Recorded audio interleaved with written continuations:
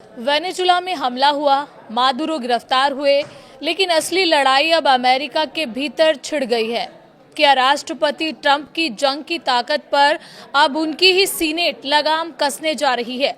नमस्कार, आप देख रहे हैं न्यूज 18 राजस्थान का डिजिटल चैनल और आपके साथ मैं हूं वंदना त्यागी। वेनेजुला में अमेरिकी सैन्य कार्रवाई और राष्ट्रपति निकोलस मादुरो की गिरफ्तारी के बाद अब भूचाल सिर्फ लैटिन अमेरिका तक सीमित नहीं है, बल्कि उसकी गूंज सीधे अमेरिका की सत्ता के गलियारों तक पहुंच गई है। जिस कार्रवाई को राष्ट्रपति डोनाल्ड ट्रंप ने राष्ट्रीय सुरक्षा का नाम पर अंजाम दिया, उसी पर अब अमेरिकी संसद सवाल उठा रही है। हालात इतने बदल चुके हैं कि अमेरिकी सीनेट ने राष्ट्रपति की युद्ध शक्तियों पर लगाम लगाने की दिशा में बड़ा कदम बढ़ा दिया है। गुरुवार यानी 8 जनवरी 2026 को अमेरिकी सीनेट में हुए अहम मतदान में 52 सांसदों ने उस प्रस्ताव के पक्ष में वोट किया जो वेनेजुला के खिलाफ भविष्य में किसी भी सैन्य कार्रवाई से पहले राष्ट्रपति को कांग्रेस की मंजूरी लेने के लिए बाध्य करेगा। 47 सांसदों ने इसका विरोध किया। इस वोटिंग की सबसे अहम बात यह रही कि ट्रंप की अपनी पार्टी रिपब्लिकन के 5 सीनेटर डेमोक्रेट्स के साथ खड़े नजर आए, जबकि एक रिपब्लिकन सांसद वोटिंग से गैर हाजिर रहा। ये संकेत साफ है कि राष्ट्रपति की सैन्य नीति को लेकर असंतोष अब पार्टी की सीमाएं लांघ रहा है। इस प्रस्ताव का इतिहास भी कम दिलचस्प नहीं है। इससे पहले पिछले साल ट्रंप प्रशासन के दबाव में इसी तरह के 2 प्रस्ताव सीनेट में रोके जा चुके थे। नवंबर में तो ये प्रस्ताव महज 2 वोटों से गिर गया था।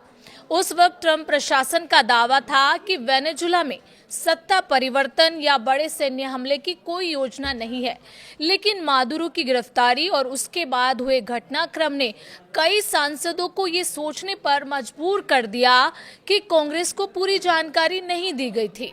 यही वजह है कि अब खुद रिपब्लिकन पार्टी के भीतर से सवाल उठने लगे हैं। इस प्रस्ताव के सह प्रस्तावक रिपब्लिकन सीनेटर रैड पॉल ने साफ कहा है कि उनकी पार्टी के कई नेता राष्ट्रपति की सैन्य शक्तियों को लेकर असहज हैं। उनके साथ डेमोक्रेट सीनेटर टिम केन भी इस प्रस्ताव का नेतृत्व कर रहे हैं।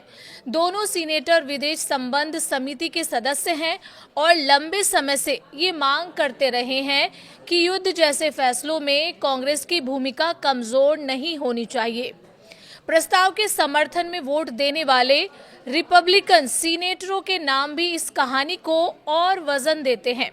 रेड पॉल, सुसन कॉलिंस, जोस हॉर्ले, लीसा मार्किव्स्की और टोड यंग मौजूदा समय में सीनेट में रिपब्लिकन के पास 53 और डेमोक्रेट्स के पास 47 सीटें हैं। ऐसे में पार्टी लाइन तोड़कर दिया गया ये समर्थन ट्रंप के लिए बड़ा राजनीतिक झटका माना जा रहा है। इस झटके के बाद राष्ट्रपति डोनाल्ड ट्रंप का गुस्सा भी खुलकर सामने आ गया है। ट्रंप ने ट्रुथ सोशल पर एक तीखे पोस्ट के जरिए अपनी प्रतिक्रिया इन 5 सीनेटरों पर हमला बोलकर दी। उन्होंने आरोप लगाया कि नेताओं ने डेमोक्रेट्स के साथ मिलकर राष्ट्रपति की सैन्य शक्तियों को कमजोर करने की कोशिश की है, जिससे अमेरिका की राष्ट्रीय सुरक्षा खतरे में पड़ सकती है। ट्रंप ने ये तक लिख दिया कि रिपब्लिकन पार्टी को उन सीनेटरों पर शर्म आनी चाहिए जिन्होंने उनके खिलाफ वोट किया। कुल मिलाकर वेनेजुला में की गई सैन्य कार्रवाई अब सिर्फ विदेश नीति तक मुद्दा नहीं रह गई है। ये अमेरिका के भीतर सत्ता संतुलन, राष्ट्रपति की ताकत और कांग्रेस की भूमिका को लेकर एक नई राजनीतिक लड़ाई की शुरुआत बन चुकी है, जहां सवाल सिर्फ युद्ध का नहीं बल्कि लोकतांत्रिक नियंत्रण और जवाबदेही का है। इस पूरे मसले पर आपकी क्या राय है? कमेंट करके जरूर बताएं और चैनल पर नए हैं तो सब्सक्राइब करना बिल्कुल ना भूलें।